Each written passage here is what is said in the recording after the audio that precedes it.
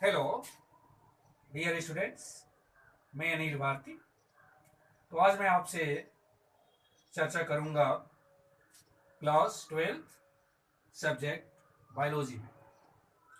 और इस सब्जेक्ट में जो पहला चैप्टर है रिप्रोडक्शंस इन ऑर्गेनिजम्स के पार्ट 3 में। और इस पार्ट में आपसे चर्चा करेंगे अलैंगिक जनन में, और उसमें आपसे बात करेंगे वेजिटेटिव रिप्रोडक्शंस यानी कायिक जनन।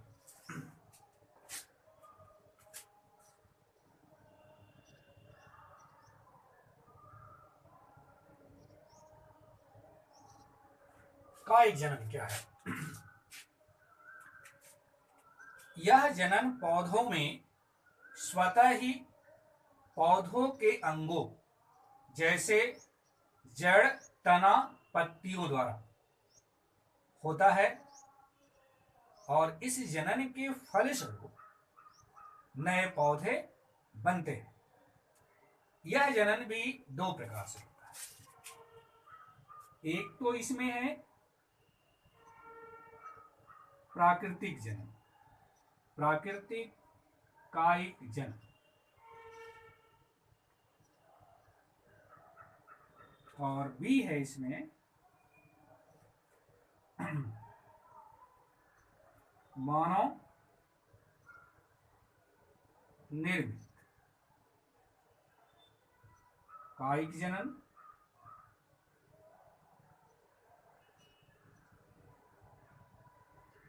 यानी नेचुरल वेजिटेटिव रिप्रोडक्शंस, ये आर्टिफिशियल वेजिटेटिव रिप्रोडक्शंस। इसको हम मानव को कृत्रिम भी कह सकते हैं, कृत्रिम कायिक जनन।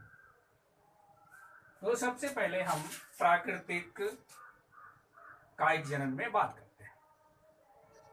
इस प्रकार के जनन में पौधे स्वयं ही जड़ों, तना, पत्तियों द्वारा नए पौधे को जन्म देते हैं। अब इसमें भी है पहला जड़ों द्वारा, यानी बाई रूट्स।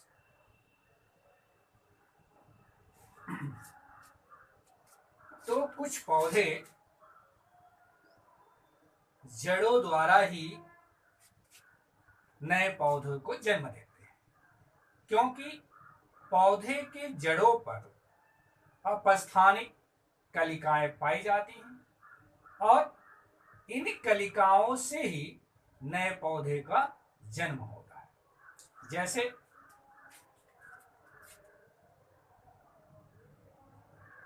शीशम है, इसमें होता है अमरूद। तो शीशम है, अमरूद है, शकरकंद है। तो इस प्रकार के पौधों में जड़ों द्वारा कायिक जनन होता है। अब बाई स्टीम, इसका दूसरा भाग है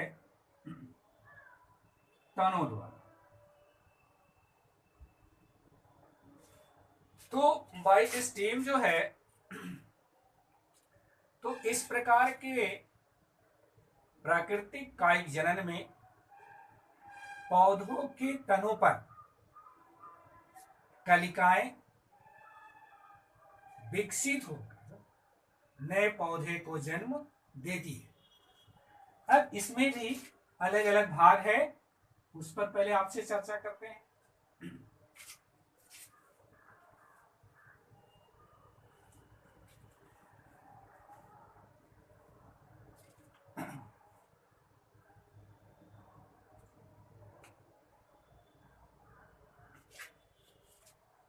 इसमें फर्स्ट है भूमिगत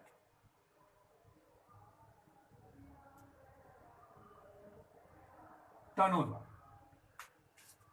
तो भूमिगत का अर्थ यह है कि ऐसे तने जो मिट्टी के अंदर, भूमि के अंदर पाए जाते हैं, और इन तनों पर कलिकाएं बनती हैं और इनसे नए पौधे का जन्म होता है। जैसे इसमें भी अलग अलग पार्ट चलते हैं। ए, कंद द्वारा, तो इसके लिए आप ऐसे देख लीजिए कि आलू में इस प्रकार की संरचनाएं पाई जाती है।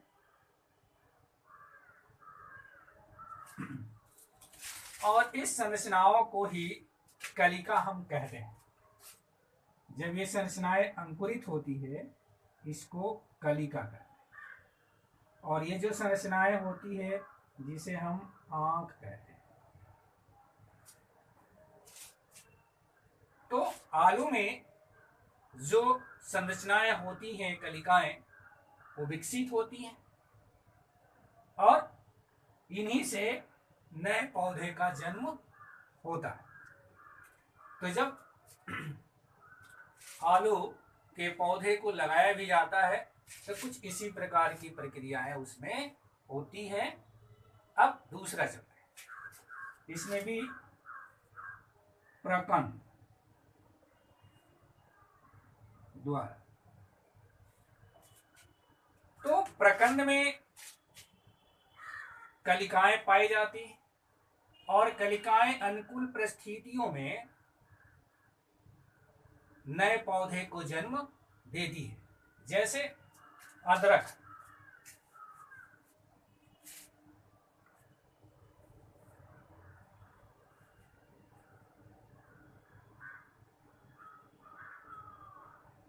तो ये अदरक हो गया। तो अदरक में जगह जगह इस प्रकार की संरचनाएं पाई जाती है, इसको कहते हैं कलिका।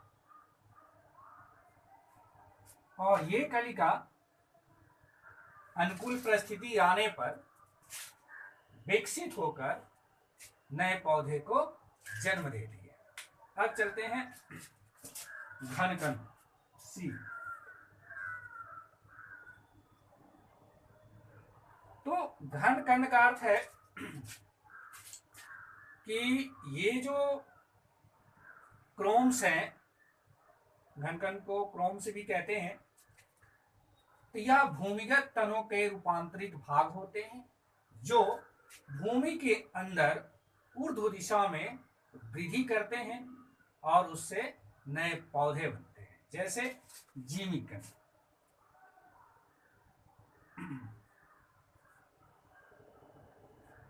जैसे जीमीकंद, सॉरी इसमें जीमीकंद में ये जीमीकंद। अब आगे बढ़ रहे हैं सल्कंद। सल्कंद, तो जो सल्कंद होते हैं ये भूमि के अंदर संघनित प्ररोह को जन्म देते हैं और इससे अनेक पादप कलिकाएं बनती है। जैसे सल्कंद में आ जाइए,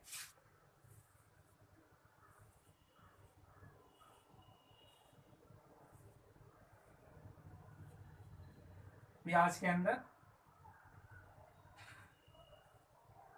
और इस प्याज के अंदर इस प्रकार की यहां संरचना बनती है और इसी संरचना से नए पौधे का जन्म होता है। इस संरचना को कहते हैं पुष्प कलिका। तो ये था आपका सल्कंद। ये तो भूमिगत तनों में था जिसमें 4 भाग आ गया। अब चल रहे हैं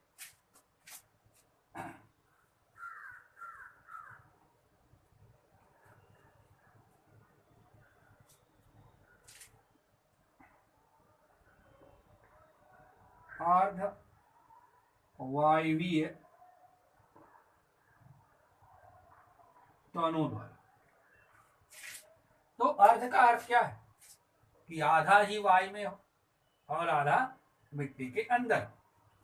तो इस प्रकार के तना भूमि के समानांतर क्षैतिज रूप से वृद्धि करते हैं और प्रत्येक पर्व संधि से जड़ें एवं शाखाएं निकलती हैं और मिट्टी को पकड़ लेती हैं और पौधे आगे की तरफ बढ़ते रहते हैं, शाखाएं उनसे नई नई बनती रहती हैं। जैसे आप दूब घास देखते हैं, दूब घास, इसमें जितनी भी गांठें होती हैं उसको पर्वसंधियां कहते हैं। प्रत्येक गांठों से जड़ें निकलती हैं और मिट्टी को पकड़ लेती हैं। अगर किसी दूब घास के बहुत से टुकड़े हों और जिन टुकड़ों में पर्वसंधियां रहेंगी वह मृदा को पकड़ लेती है और नए पौधे का जन्म होगा। इसी में पोदीना भी है, पोदीना दूसरा एग्जाम्पल। ये अर्धवायवीय तना। अब वायवीय द्वारा, वायवीय तनों द्वारा, तो वायवीय का अर्थ है कि पौधे का वह तना जो पूर्णतः मिट्टी से ऊपर हो उसे वायवीय तना कहते हैं।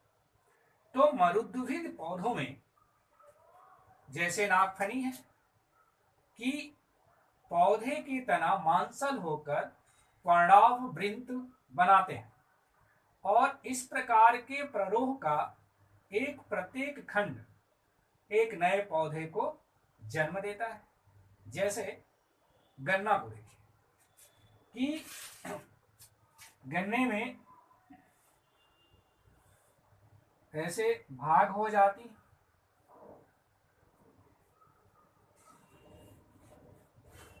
और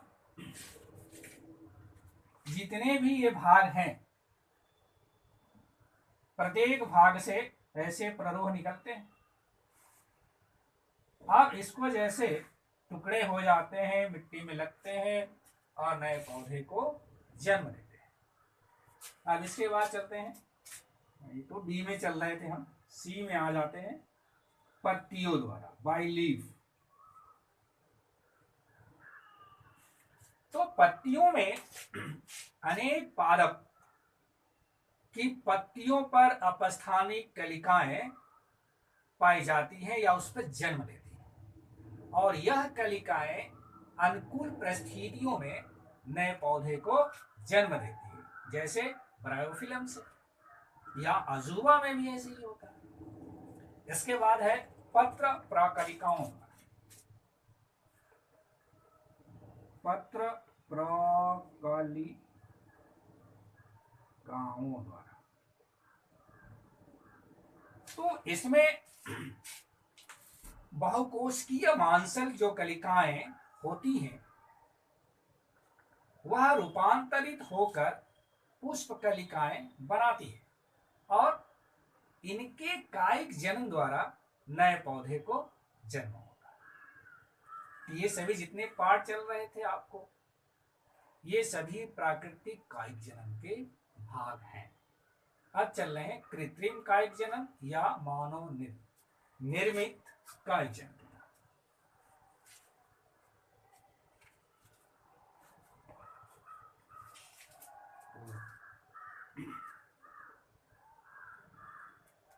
कृत्रिम या मानव द्वारा पौधों में कायिक जन्म। तो इसको जरा समझते हैं। इसमें पहला है कलम लगाना, बाई कटिंग।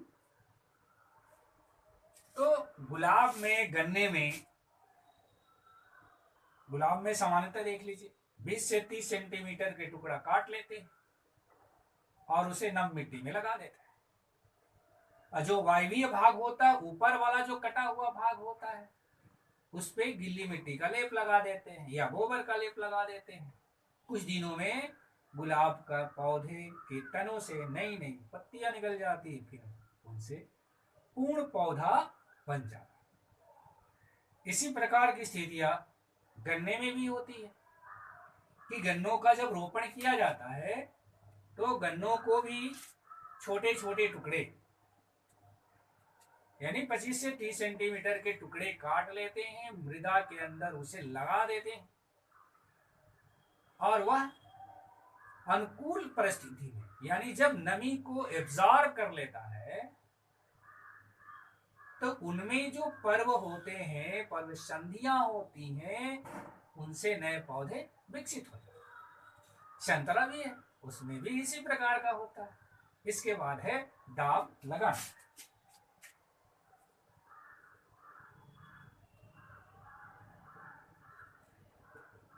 तो इस प्रकार की दाब लगाने की परिस्थिति में ऐसे पौधे हैं जिनकी तनाएं झुकी हुई हो, जैसे सेब है, नाशपाती है, कि ये पौधा है और ये जो तना है ये नीचे की तरफ झुकी हुई है।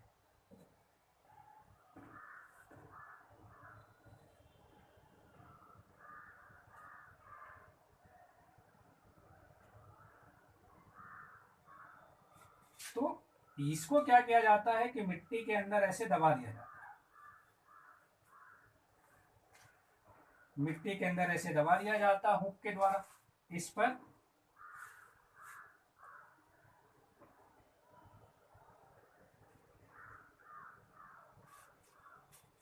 और जहां पर दबाते हैं उस तने के छाल को, थोड़े से अंश को हटा देते हैं और यहां दबाकर उस पर मिट्टी डाल देते हैं। मिट्टी डालने के बाद थोड़ा सा पानी डाल देते हैं। जैसे मिट्टी गीली हो जाती है, धीरे धीरे कुछ समय में जो यहां से छाल हटाए रहते हैं उस भाग से जड़ें निकल जाती है। जब जड़ें निकल जाती है और मिट्टी को पकड़ लेती है, अब यहां से इस तने को काट देते हैं जो मुख्य भाग से काटकर अलग हो जाता है। फिर इस पौधे को कहीं और जगह लगा देते हैं। इसको कहते हैं दाब लगाना। इसके बाद है वाई दाब।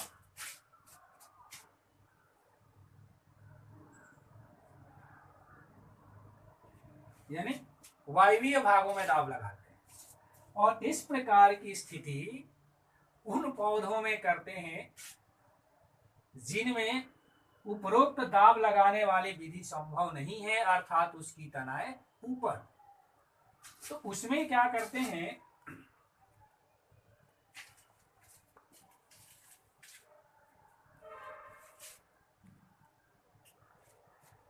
कि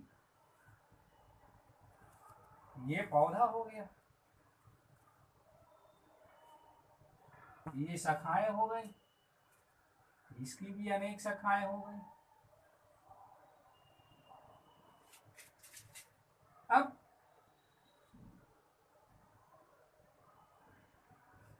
इस पर क्या करते हैं कि ये जो शाखा जा रही, किसी शाखा पर एक मिट्टी का बर्तन बांध देते हैं, उसमें पतला, यहां पतला एक छिद्र कर देते हैं और उससे पहले यहां पे जो तना है, इस तने के छाल को थोड़ा सा छुड़ा लेते हैं।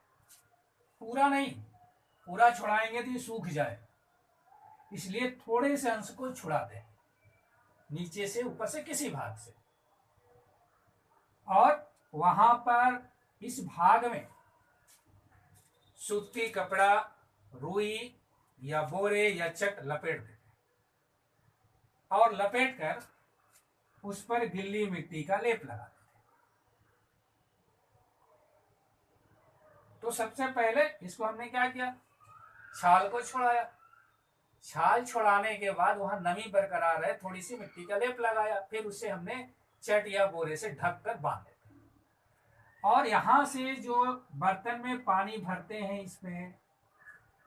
इसमें छोटा सा छिद्र करके यहां से पाइप नुमा लटका देते हैं कि धीरे धीरे बूंद बूंद करके यहां पर पानी गिरता रहे, इसलिए कि नमी बनी रहे।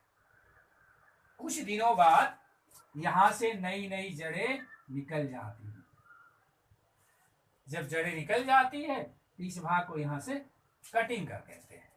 और ले जाकर कहीं अन्य जगह मिट्टी में लगा देते हैं। इसको कहते हैं वायदाव या गुट्टी बांधना। इसके बाद है शाखा बंधन। चौथा,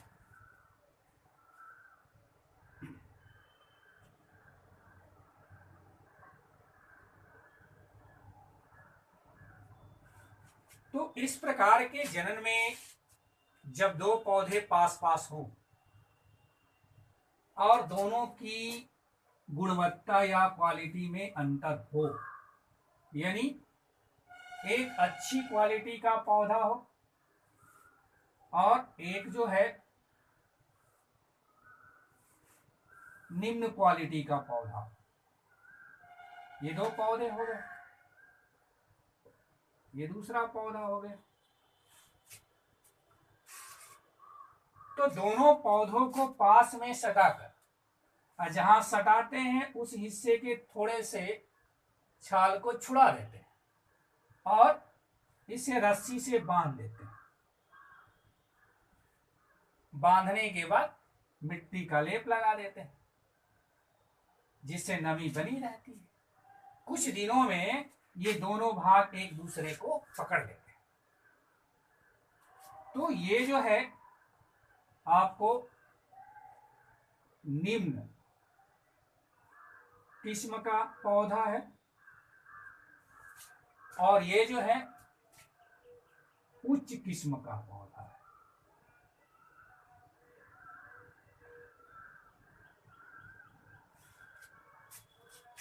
अब क्या करते हैं, जब पकड़ लेता है तो ये निम्न किस्म के पौधे के ऊपर वाले भाग को काटकर हटा देते हैं और यहां से भी जड़े को काट देते हैं। मूल तक काटिए। अब ये जड़े जो है निम्न किस्म के पौधे हैं और ऊपरी भाग जो है उच्च किस्म के पौधे हैं। और ये जो पौधा हमने काटा है, इससे नए पौधे पत्तियां निकलती हैं, फिर इससे दूसरा पौधा बन जाता है, या इसी पौधे में नई पत्तियां निकलती है, पौधे विकसित हो जाते हैं। इसको कहते हैं शाखा बंधन। यानी जड़े जो है निम्न किस्म, यानी कह सकते हैं लो क्वालिटी वाला पौधा है, और जो उसका एरियल भाग है यानी ऊपरी जो भाग है वह उच्च कोटि के पौधे हैं। तो ऐसे वैज्ञानिक तमाम वेजिटेटिव रिप्रोडक्शंस करते हैं कि जड़े किसी और पौधे का और ऊपरी भाग किसी और पौधे का। अब आगे बढ़ रहे हैं। इसके बाद है पैबंद लगाना।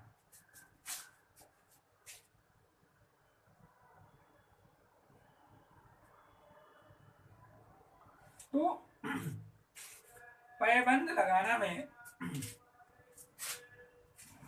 ये एक प्रकार का रोपण है। तो इसमें क्या किया जाता है कि पौधे के अंदर यहां पर इस प्रकार की संरचना काटकर होल कर दी जाती है मुख्य पौधे में, और दूसरे पौधे का तना जो उसका निचला जो सिरा होता है इसको ऐसे काटकर नुकीला बना दिया जाता है। और इस भाग को यहां ले आकर ये पौधे ले आते हैं, इसमें नुकीला भाग इसमें डाल दिया जाता है, यानी एक प्रेशर से उसके अंदर डालते हैं ताकि ये प्रेशर से चला जाए और कुछ दिनों में ये भाग इसको पकड़ लेता है। इसलिए इसको रोपण भी कहते हैं। आम में होता है, सेब में होता है, नाशपाती में होता है और नींबू में होता है। इसके बाद है कलिका रोपण।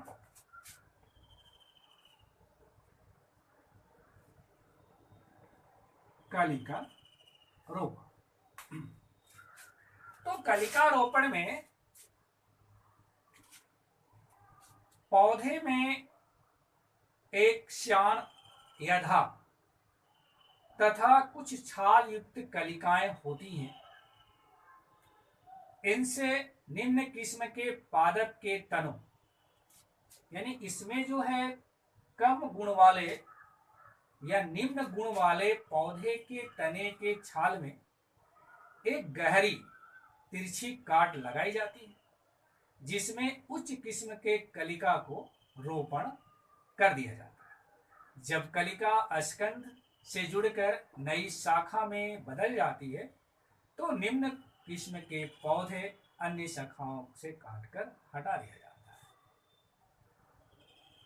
जैसे ये भी इसी प्रकार की प्रक्रिया है कि ये मुख्य पौधे, अब इस पौधे में ऐसे अंश काट लिया जाता है और ऐसे पौधे की कलिकाएं जो दूसरे पौधे की है उसकी क्वालिटी उच्च है और इस पौधे की क्वालिटी निम्न है, तो उस पौधे की जो कलिका युक्त भाग होता है यहाँ पर काट कर इसको रोपण कर दिया जाता है। कुछ दिनों में ये पौधे इससे कलिका पकड़ लेती है, जब पकड़ लेती है तो इस भाग को काटकर अलग कर दिया जाता है। तो हम कह सकते हैं यह विधि भी एक प्रकार से शाखा बंधन का ही भाग है या उससे प्रोग्रेस किया हुई एक मेथड्स। इसके बाद है माइक्रो प्रोपेगेशंस या उसी को कहते हैं सूक्ष्म प्रबंधन।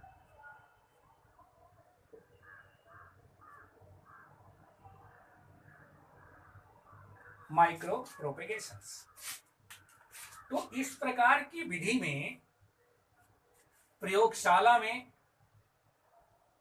पौधे के उत्तक द्वारा या उनके अंगों द्वारा एक